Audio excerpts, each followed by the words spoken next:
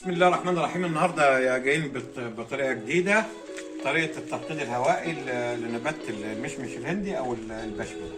ادي الشجره جميله وعطائها جميل، وادي الفرع اللي سحبناه عشان نعمل على التبطين. ادي الفرع ده كده، الفرع ده هو اللي انا منتخبه للتخطيط او عامل كده.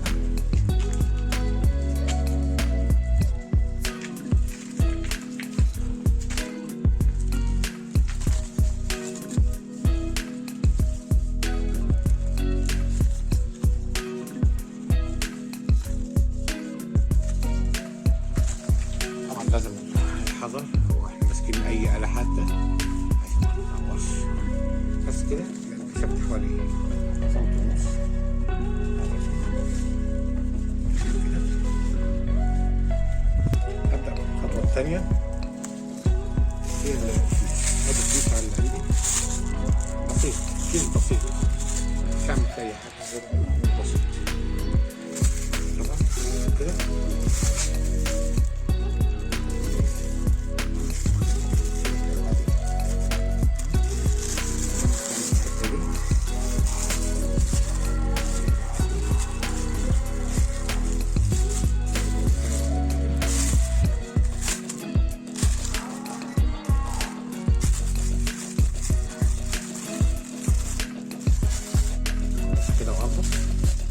طبعا هبقى تحت مستوى الجرح حوالي 4 سم واضبط تمام.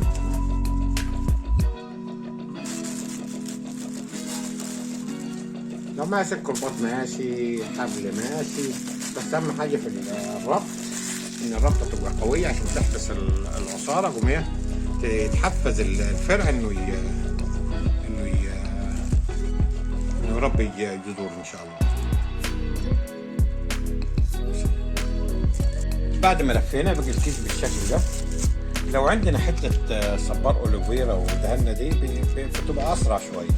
طيب لو عندنا عسل نحل برضه بيسرع، لكن احنا مش هنستخدم دي ودي، وانا ان شاء الله نواثق من النتيجه. هجيب التربه، طلع الكيس اهو، طلع الكيس بشكل سهل.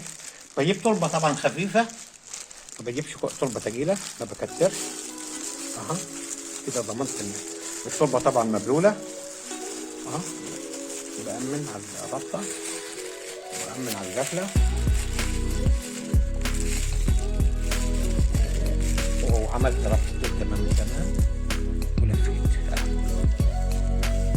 كده. بربط ربطه ثانيه عاد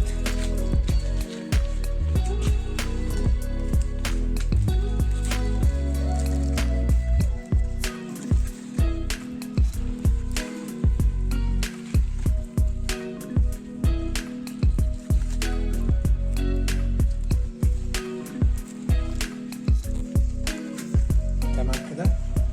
طبعا العملية دي ممكن تستغرق من 3 شهور ل6، يعني مش عايز استعجال. من 3 شهور ل6 المفروض ان انا هغطي الكيس كل شهر ابص عليه. لو جدرت وطلع الجذور بتظهر لي الكيس. طبعا انا قافله ومفتوح، بس انا واثق انه مش هينزل نقطة مية، ودي الطريقة الصح، ودي الطريقة اللي انا بشتغل بيها وفعالة معايا جدا.